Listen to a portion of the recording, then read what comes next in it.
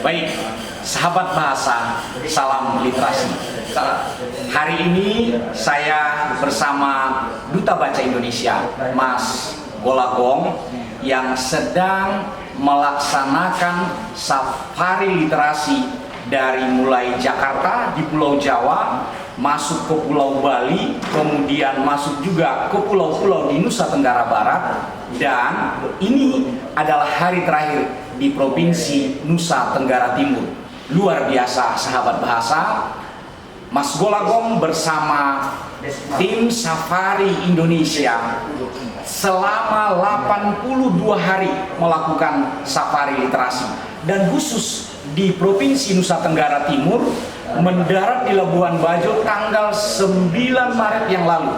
Hari ini sudah tanggal 10 April, berarti 1 bulan 1 hari khusus di Provinsi NTT dan 82 hari selama rangkaian safari literasi. Nah, sahabat bahasa, saya Saiful Bahri Lubis yang menjadi pendamping beliau ingin bertanya beberapa hal. Yang pertama, Mas Gong, masih sehat?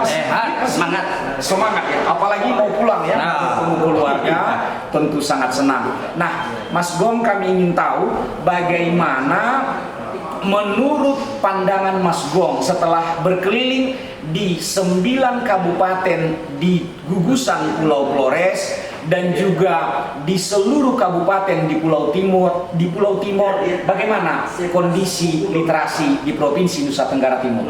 Ya, kalau di daratan Flores itu tentu demografinya berbeda ya. Jadi mereka lebih tertutup karena ada banyak perusahaan-perusahaan desa yang di pegunungan. Nah, di dataran Flores itu secara demografi gitu ya, kontur terutama ada pegunungan, ada pantai. Nah, saya lihat yang di pegunungan perusahaan-perusahaan desanya memang cenderung lebih kalem. Jadi mereka menunggu, tapi kalau di pesisir itu mereka sangat agresif. Seperti misalnya di Larantuka ya.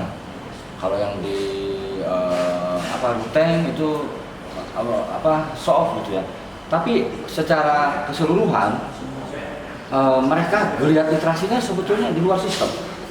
Walaupun ada beberapa konsentrasi di Ruteng misalnya, bupatinya support. Apalagi ketika tahu saya datang, dia membaca buku-buku saya.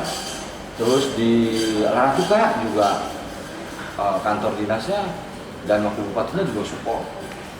Terus di ND juga lumayan ya, karena mungkin tanah Pancasila ya, sehingga roh literasi itu sudah ada. Nah, di timur, sekarang dataran timur itu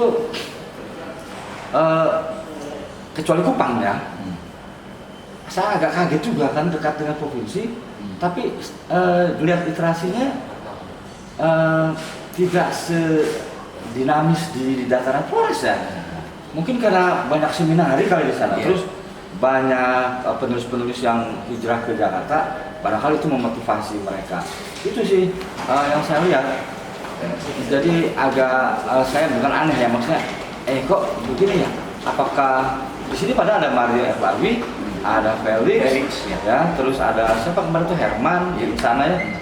Apakah belum terjalin komunikasi yang ada gap? Saya khawatir biasanya antara penulis yang menganggap dirinya sastrawan itu dengan pegiat literasi yang dianggap tradisi menulisnya belum, itu sering ada gap. Baik, Mas Gong, yang kedua, apa saran dan harapan Mas Gong terhadap pemerintah terkait literasi dan juga kami sebagai masyarakat di Provinsi NTT? Ya, ini saya Duta Baca Indonesia kan membawa visi-visi perpustakaan nasional. Katakanlah identik negara ya. Jadi ada misalnya satu saat safari literasi ini kita nggak boleh lagi mengutip hasil penelitian dari luar, itu akan membuat kita minder, terutama pejabat-pejabat. Nah, kepala-kepala daerah saya berharap mensupport dinas kearsipan, perpustakaan, TBM, pokoknya gerakan literasi lokal itu harus support, dan jangan lagi membuang para pejabat yang tidak efektif, tidak produktif, seolah-olah dinas perpustakaan itu sebagai buangan, sehingga bahaya itu. Jadi pilihlah, jadi gini, kalau kita masuk ke sebuah mall, itu etalasenya Dinas Perpustakaan dan Kearsipan. Kalau kita melihat diri kita, you are what you eat, you talk what you read. Di situ. Jadi harapan saya sepeninggal saya dari sini, itu para pegiat literasi, kastanya apapun lah ya. Ada yang menganggap dirinya Brahmana misalnya, Ksatria, lalu ada yang dianggap mereka Sudra gitu. Jangan ada lagi.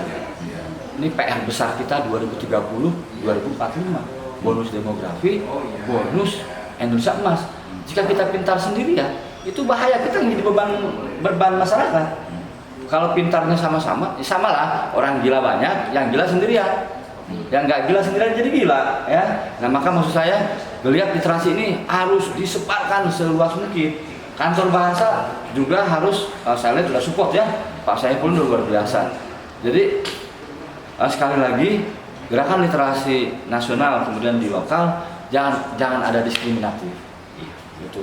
Nah, kepala daerah, kepala dinas harus segera membuat perbu atau perwal itu sehingga ada payung hukumnya lah. Gitu. Terutama soal politik anggaran. Iya, betul. Ini yang perlu saya catat betul untuk para gubernur, para bupati dan wali kota.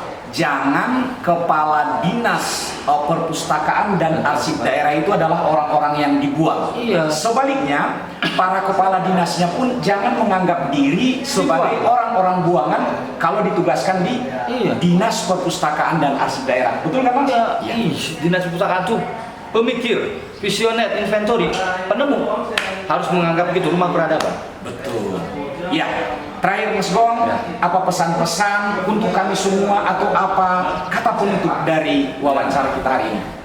Kata kunci dari kita semua ini sebetulnya, baca dan menulis itu bukan seruan saya sebagai duta baca Indonesia, tapi seruan Tuhan. Jadi membaca itu sehat, menulis itu hebat. Membaca itu memindahkan dunia ke rumah, ke dalam diri kita. Menulis itu memindahkan kita ke seluruh dunia.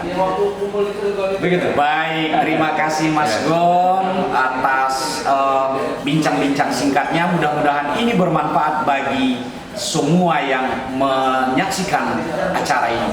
Terima kasih kami ucapkan semua dari NTT. Mudah-mudahan sehat selalu perjalanan safari literasi kembali ke pangkuan keluarga. Terima kasih. Terakhir Mas Gong, salam literasi. Sampai jumpa NTT. Sampai jumpa NTT.